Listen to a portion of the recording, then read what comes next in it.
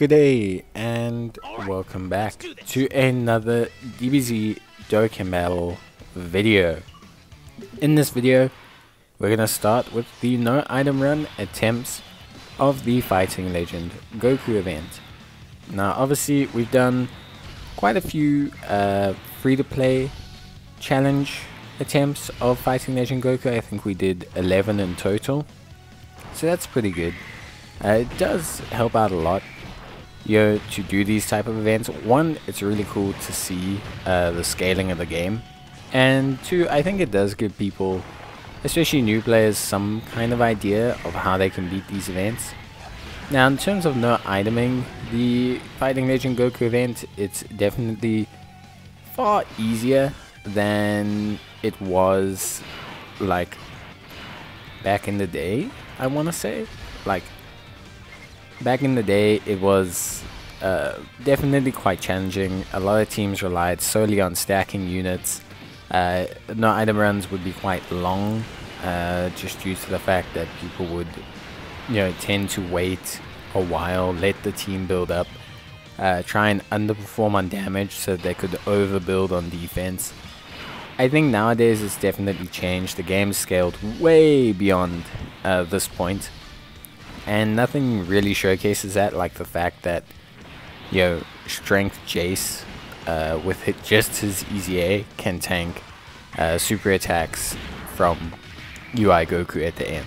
Like, I think that showcases a little bit how the event's changed. Now of course, when we're looking at the team, and when we're looking at what team I went with, I did go with the Ginyu Force team. Reason being is basically I used the Ginyu Force team for my first free-to-play run, and I used the entire Ginyu Force team.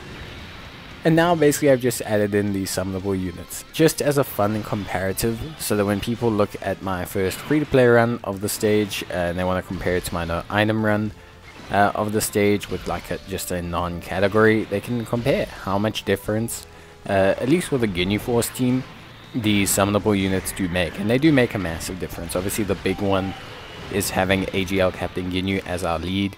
That's huge because it's a full-on 80% improvement on our previous lead, which is massive. And AGL Ginyu himself is still, to this day, an absolutely massive, outrageous unit, with just a really awesome kit and really fantastic abilities.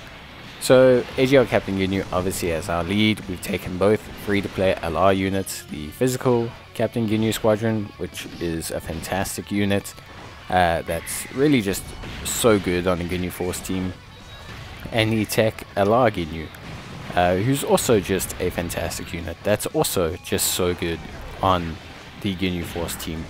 They basically kind of reciprocate each other for the most part. They're both 50% supports for the Ginyu Force Squadron.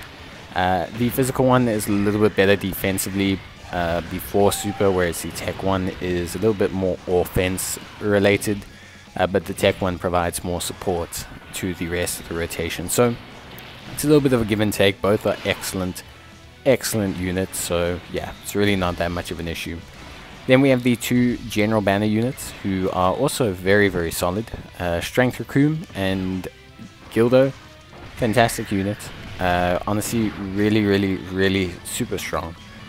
Guard against all types when Captain Ginyu's on the rotation, which is what makes them so strong. The way that their defense works after taking a hit as well, very strong. Very tough unit to take down. And they do some decent damage once they're fully built up. Nothing crazy. I do have no dupes in this one. This is a 55% version. But yeah, still very good. They also activate a lot of Ginyu's key links, especially the defensive ones. So they just are a great foil for him. They just allow him to sit in that second slot and just be an absolute menace. So that's really awesome.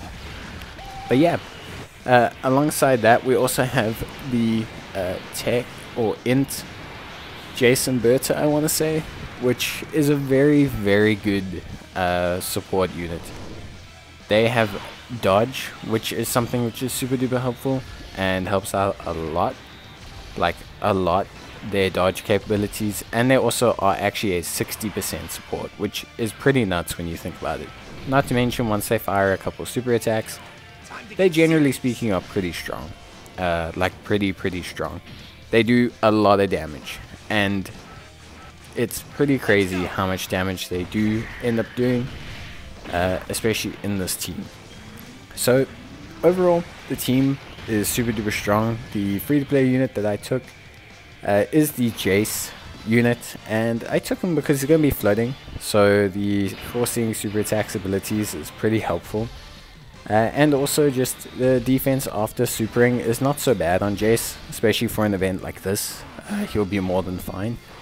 And he provides support to the rotation, so at the end of the day, just more great synergy and more great supporting power for the main units, which are going to be all the Ginyus. Like the AGL Ginyus are going to obviously carry the majority of the workload. And beyond that, I think that's pretty much everything we need to talk about. Obviously, it's a no item run, so items aren't going to occur here.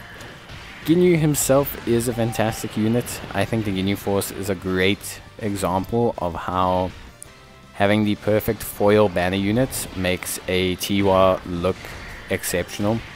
The fact that Ginyu has Jason Berta, the fact that he has Raccoon and Gildo, the fact that both of these units share 5 links with him, or 4 or 5 links with him, they provide support to him or they tank for him.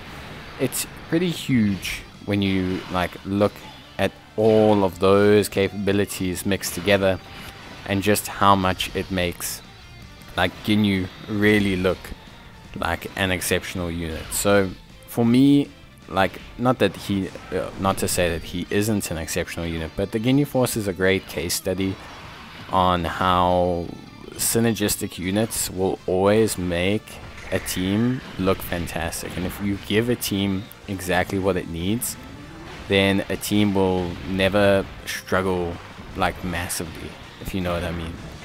Like, that's kind of what I'm saying. Like, you know, some teams really need first slot tanks, and if you just gave those teams that unit, all of a sudden the rest of the units would look fine and would look great. So yeah, it's pretty apparent, at least for me, that the way like all these units work and the way you can get these teams to work, I think really does matter like a lot.